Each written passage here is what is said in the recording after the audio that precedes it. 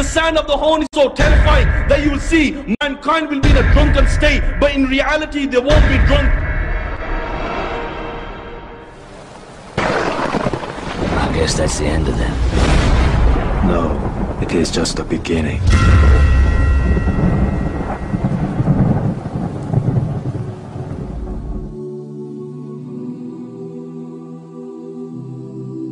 Will the angel of death come to a person who obeys Allah, who obeys the messenger of Allah, who lives a life of obedience, fasting, praying, elevating the kaliма, la ilaha illallah, enjoining what's good, forbidding what's evil? Will the angel of death come to this person with the 12 eyes, black of face, fire leaping out from his mouth, coming out from his nose, with a forked iron rod, with 500 angels behind him, with whips and embers made out of fire? The answer? Never, never, never, never. It will come in the most beautiful form, with 500 angels behind him, with white, bright, shiny face. And each angel will carry with them a bunch of flowers. And each bunch will consist of 20 different colors. And each color will give out a different smell. And the angel of death will say, Assalamu alaikum. O friend of Allah, come out. Come out to the forgiveness and the pleasure of Allah. And the angel of death, it will sit by his head. And then the rest of these angels, they will surround him. And each angel will place their hands on his limbs. And then the angels will put a cloth under his chin.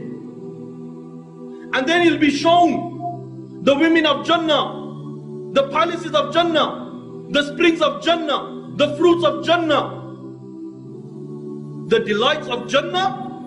His body, his soul will begin to jump out of excitement in his body. And at that time I ask, would the angel of death put an ember underneath his neck and say, come out to the fire of hell, where there is scorching winds, scalding water, shadow of black smoke, no cool, no refreshing?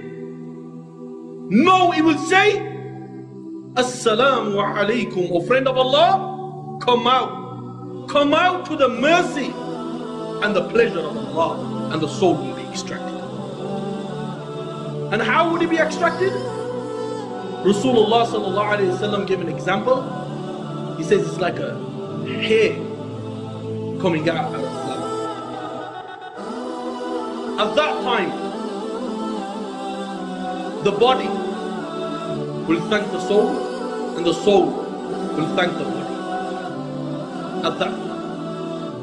And then the angels, they will bring a coffin from Jannah. And they will bathe him, apply scent on him, and then they will wrap him with his coffin. And once they wrap him with his coffin, I ask, who will take charge? Who will take charge of this soul? The narration says that the angel Jibreel alayhi salam with 70,000 angels will descend and will take this soul. And on the dunya, these angels will honor it. How? They will form two rows, starting from his house, ending at his grave. And they will ask Allah to forgive him. And they will beg Allah, oh Allah, forgive him. And when shaitan and his cronies see this, you know what will happen? The shaitan will begin to cry. And he will say, you fools, how did you let this believer escape? And when this is taking place, the narration says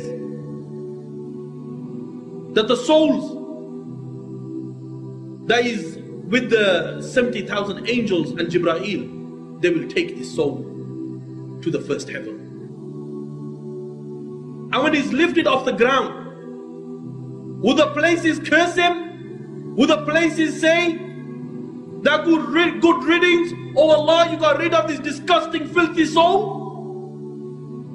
No. The narration says that the heavens and the earth, they will begin to cry. They will begin to cry. And Allah will say, what makes you cry? And they will reply by saying, oh Allah, when he passed us, he used to make you mention. And then the soul is taken. And every group of angels that this soul passes, the angels will say, who is this pure soul? And the angels will reply by saying, it's the soul of so and so, by calling him with the best of names.